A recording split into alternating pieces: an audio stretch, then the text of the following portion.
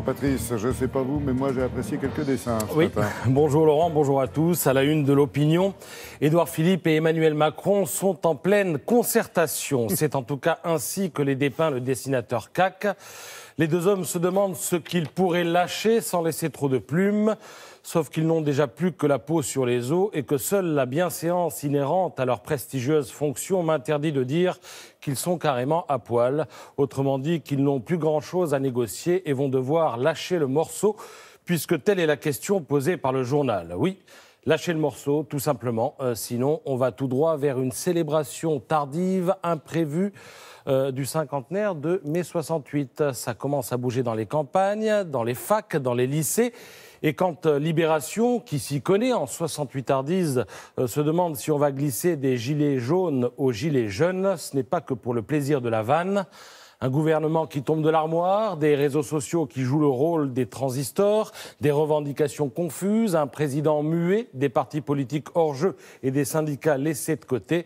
Les résonances avec mai 68 sont frappantes, prévient Laurent Geoffrin dans son édito. Alors en mai 68 aussi, l'exécutif était désemparé, De Gaulle campait sur ses positions et c'est Pompidou qui avait trouvé une sortie de crise avec les accords de Grenelle. 50 ans plus tard, c'est encore le Premier ministre qui est à la manœuvre, sauf que quelque chose a changé. Cette fois, c'est le président de la République qui cristallise la colère des manifestants.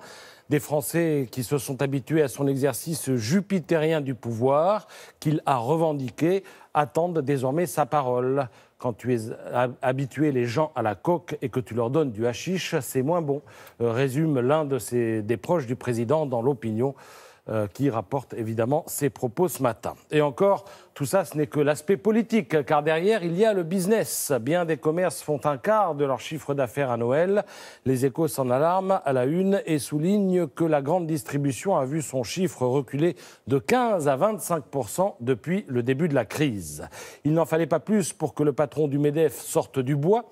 Le business, il connaît et il sait parfaitement qu'à un moment ou à un autre, l'affaire va lui retomber sur le paletot, car le fond de sauce de la grogne, c'est quand même le pouvoir d'achat, donc d'une certaine manière, les salaires. Conscient que les corps intermédiaires sont un peu absents du scénario et que la politique a horreur du vide, eh bien Geoffroy Roux de Bézieux s'emploie à occuper l'espace avec quelques propositions. Moratoire sur les taxes sur le carburant, nouvelles indemnités kilométriques, hausse du SMIC conditionnée à une baisse des cotisations, baisse des impôts pour tout le monde, voilà.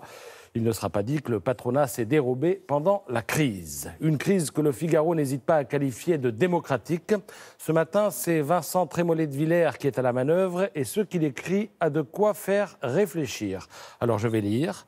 Une simple taxe et l'obstination d'Emmanuel Macron ont réveillé toutes les douleurs de notre corps social, l'invisibilité des plus humbles, la morgue des petits marquis, la détresse profonde du français moyen, l'impunité des vandales, la disparition du principe d'autorité, la faiblesse de l'État. On s'est planté sur la communication, a confié le ministre de l'Intérieur. On s'est surtout planté parce que depuis des décennies, la communication a remplacé la politique.